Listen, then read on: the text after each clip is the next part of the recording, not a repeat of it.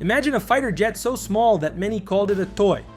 A light, inexpensive aircraft, underestimated even by the British Royal Air Force. At a time when aviation was dominated by powerful jets, this plane would do everything differently. A disbelieved jet that would go on to shoot down enemy fighters, arm entire nations, and even become the symbol of one of the most respected aerobatic squadrons on the planet. Well, this is the story of the Foland Gnat. A plane that no one took seriously at first until it started winning real battles. It faced off against the famous Sabres during the war between India and Pakistan, emerged victorious in real aerial combat, and proved that size isn't everything. But how did a project rejected by the United Kingdom end up being manufactured under license on the other side of the world? Why did the RAF choose not to use it in combat, yet trusted it to train its best pilots? And more importantly, how did this tiny jet become the heart of the legendary Red Arrows, the elite aerobatic team of British aviation?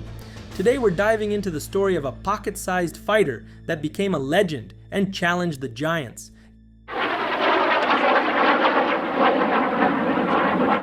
Gnat, the pocket fighter. Prologue. In the 1950s, the world lived under the constant shadow of the Cold War.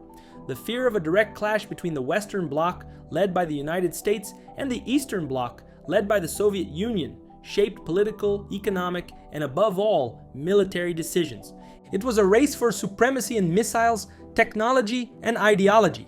In the air, this rivalry translated into fighter jets that were increasingly faster, larger, and more technologically advanced. The dominant doctrine said that to win a modern war, one needed the most powerful arsenal in the skies.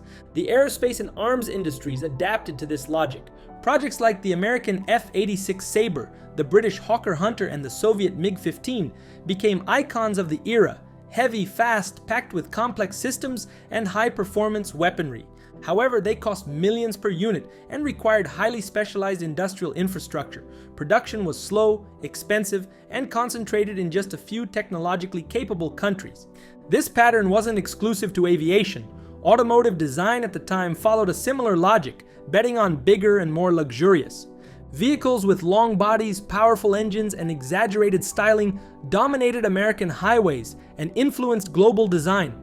The spirit of the era was grandiose, and anything small or simple seemed to have no place in the future. It was in this context that a small British company, Foland Aircraft, decided to go against the grain. Part 1. Love it or hate it.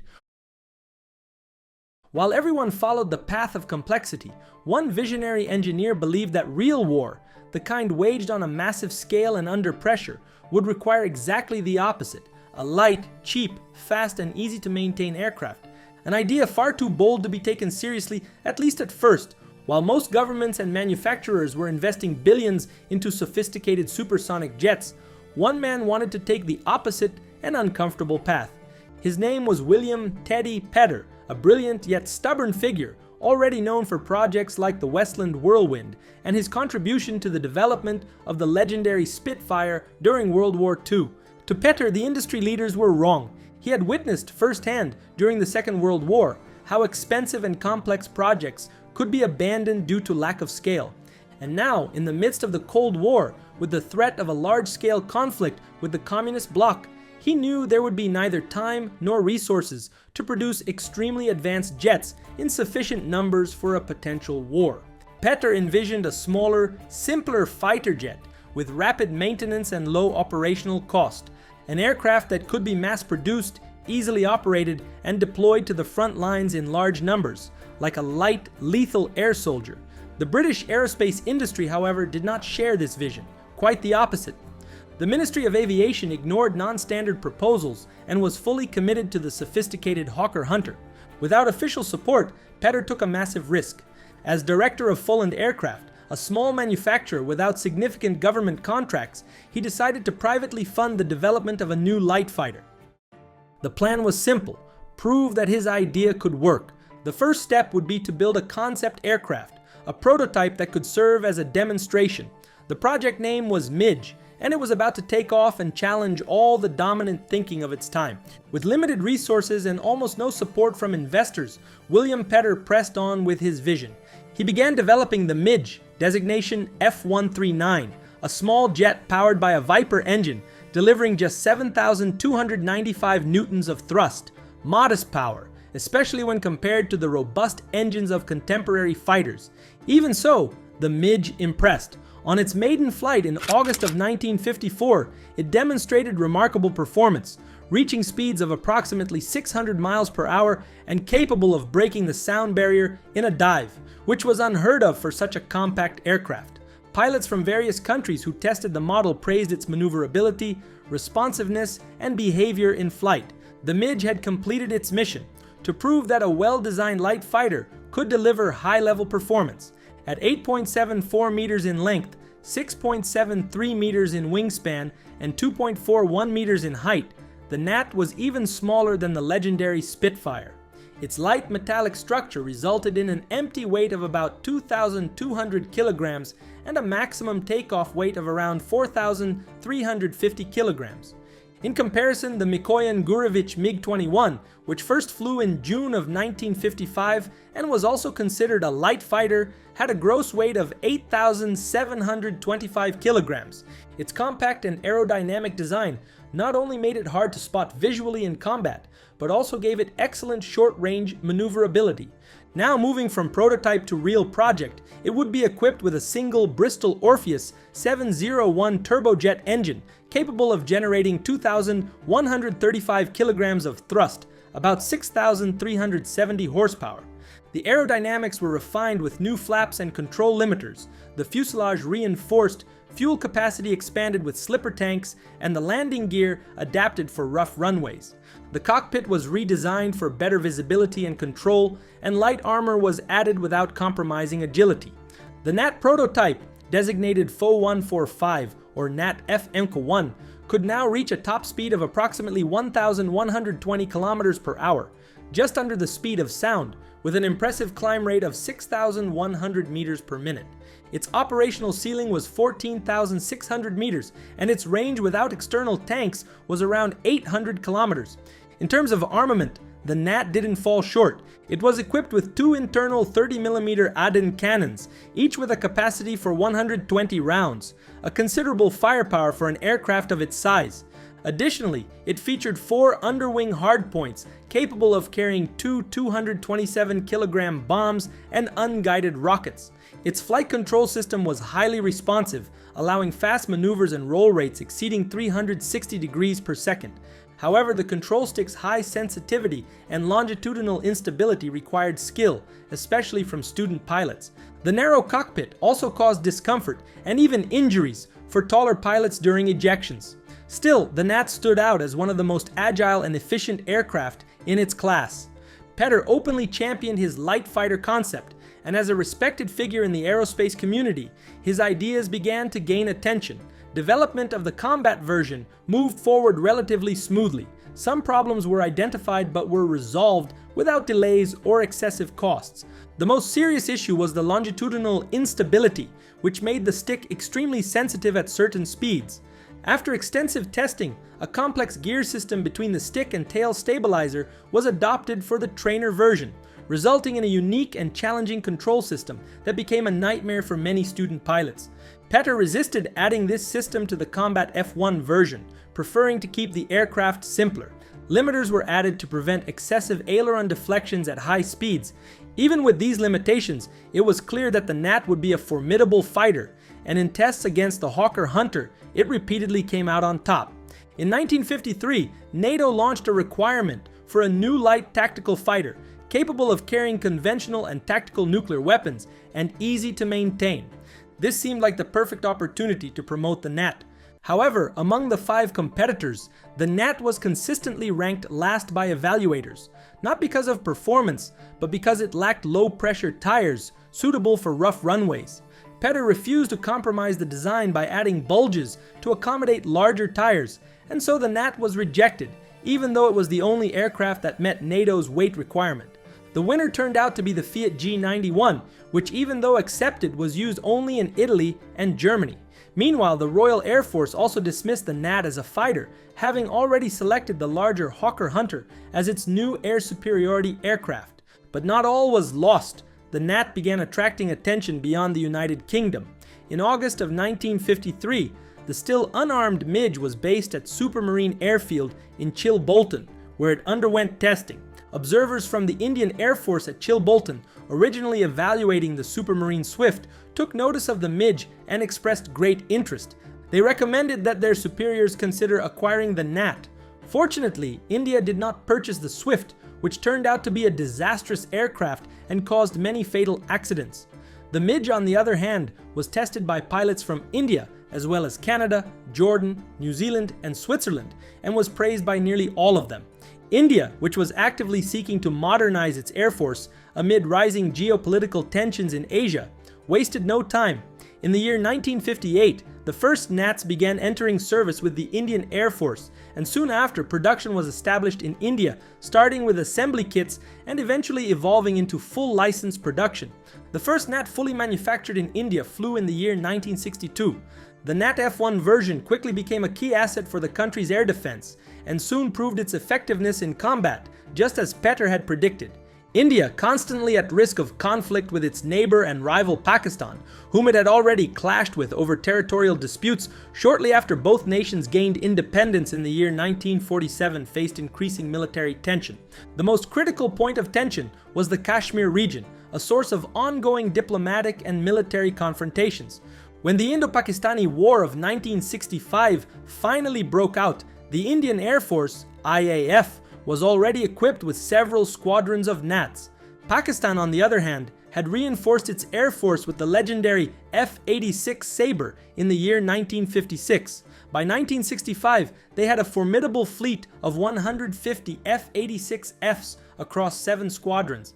This swept-wing jet was renowned for its dogfighting prowess, air defense capabilities, and versatility in ground attack missions.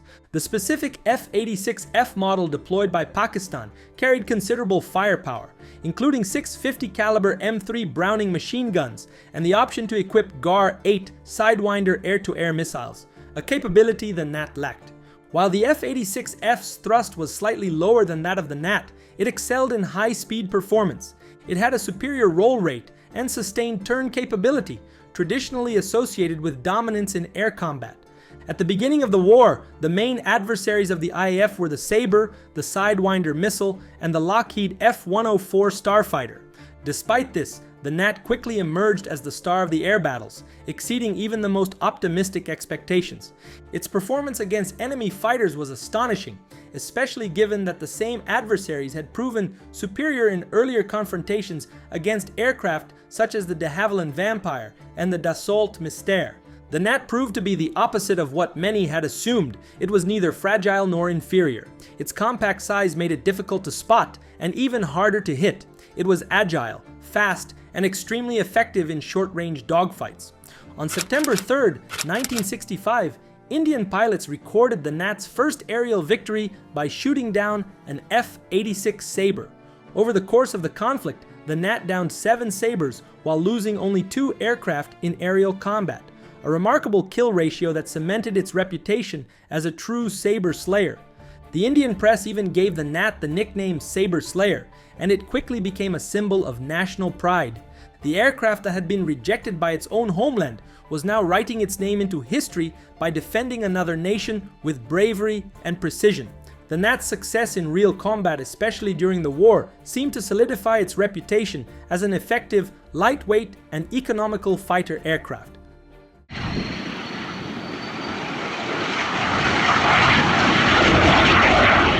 Part 2. Redemption. However, not everything was a victory. While the Gnat gained traction in some air forces, others encountered serious operational limitations and technical challenges that hindered widespread adoption. One of the most persistent issues was longitudinal instability, which made the control stick overly sensitive under certain flight conditions. This demanded from the pilot a level of precision and control well above average, something particularly difficult for student pilots. In the trainer version, the T1, a gear system had to be developed between the control stick and the rear stabilizer. Though functional, it was more complex and ended up becoming a nightmare for many trainees. Another major concern was the extremely compact cockpit, which caused leg and knee injuries to taller pilots during ejections, as previously noted. The tight interior also made maintenance more difficult, complicating access to the aircraft's main components. So while experienced pilots loved the Gnat's agility, instructors and ground crews often found it impractical. These limitations became especially evident in Finland, one of the few European countries to adopt the Gnat. Between the years 1958 and 1960, the Finns received 13 units and produced 20 more under license. However, in a short period, 2 serious accidents occurred. The second one was particularly striking.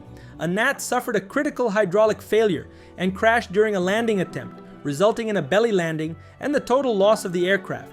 The accident received wide media coverage, and a public campaign against the jet gained momentum, labeling the Gnat as unreliable and dangerous. Despite many Finnish pilots praising its in-flight performance, the impact of the tragedy was enough to end any interest in additional orders. The last version delivered to Finland, which was equipped with reconnaissance cameras, was well received, but it was too late. The Gnat, once seen as a giant killer in combat, now faced a silent enemy: distrust. That moment marked a turning point. The Gnat had found its peak, but also its limits. The last foreign order came from the Yugoslav Air Force, which received 2 Gnat units in June and July of 1958. However, after the accident in another country, Yugoslavia chose to purchase second-hand F-86 Sabres instead of placing new orders for Gnats. Meanwhile, development of the Gnat T1 continued. The British Air Ministry's requirements for takeoff and landing distances necessitated a larger wing and the replacement of the large flaperons with separate ailerons and flaps. Fuel capacity issues also needed resolution, as conventional drop tanks negatively affected performance and stability. This led to the creation of a new type of auxiliary fuel tank, the slipper tank, an aerodynamic pod installed directly under the wings. Major changes were also made to the cockpit, which now featured a large transparent canopy with a fixed front section, replacing the previous F1 style windshield with armor glass. Although improved in the T1, the flight control system occasionally experienced problems. Learning the associated failure procedures disrupted overall training, since future aircraft wouldn't feature similar systems. Additionally, the T1's ejection seats were larger, based on the SA Mark II model used in the Swedish J29 Tunnan, and different from those in the F1. A curious feature was a safety lever instead of traditional pins. When in the safe position, the lever pressed against the pilot's neck if he leaned back, making it immediately clear whether the seat was armed or not, and preventing the risk of loose safety pins inside the cockpit. Although an initial development batch of the T1 had been ordered in the year 1958, the production order was delayed. Many within Poland believe the government intentionally withheld the order to force the company's acquisition by Hawker Siddeley, part of a broader strategy to consolidate the British aerospace industry by reducing the number of manufacturers. And it worked. In 1959, the first development model of the T1 flew, but now under Hawker Siddeley control. The production order was finally placed, with 30 aircraft requested in the year 1960. Another 20 were ordered the following year, and by June of 1962, the first production model had flown, though it initially faced several issues. However, as modifications based on the F.1 models built for India and Finland were incorporated, reliability improved.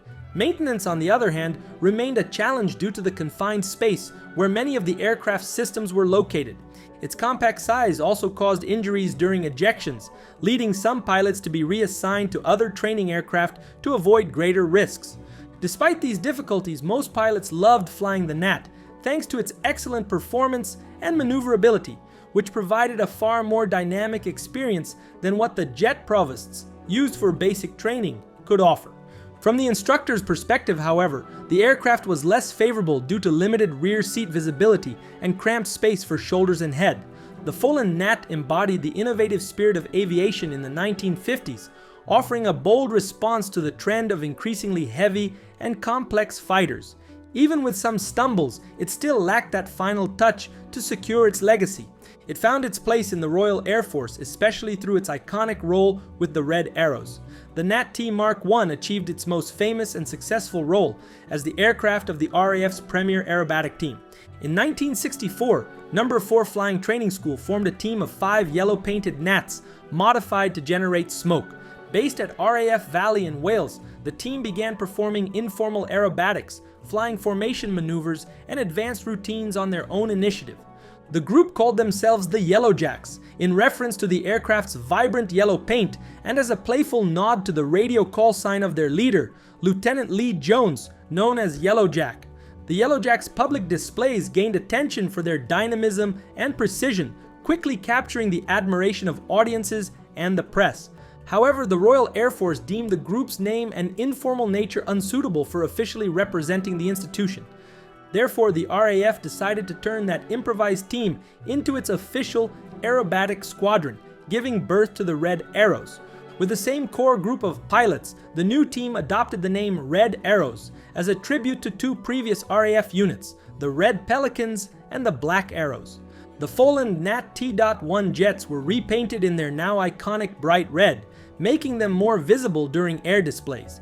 In their first official year, 1965, the Red Arrows performed in 65 events, starting the journey that would turn them into one of the most recognized aerobatic teams in the world. The small gnat, with its impressive agility, was a key piece in building that legend.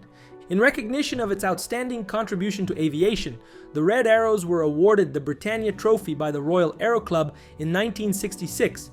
10 aircraft were permanently assigned to the Red Arrows team, beginning with 7 gnats and 3 spares.